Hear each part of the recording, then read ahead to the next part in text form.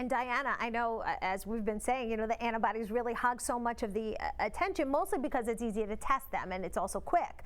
But the levels of antibodies, firsthand, they do wane after you've recovered from an active illness. So talk to me about your experience with that. So I was actually one of the first people to get my antibodies tested back in at the end of March. So I know that I had a high antibody count and it remained high through the summer, and I did all of my plasma donations. So remember, it's still National Blood Month. So if you're out there and you hear this, if you've had COVID, please donate your plasma. And if you haven't, donate your blood, platelets, whatever you got. And I had detectable antibodies until October.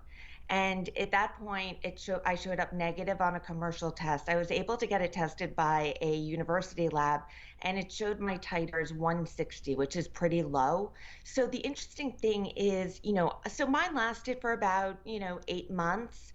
My antibodies lasted. Other people come out of COVID with no antibodies. Some people have them for much longer. We have some people in our group who had mild case back in March and they're still super donors.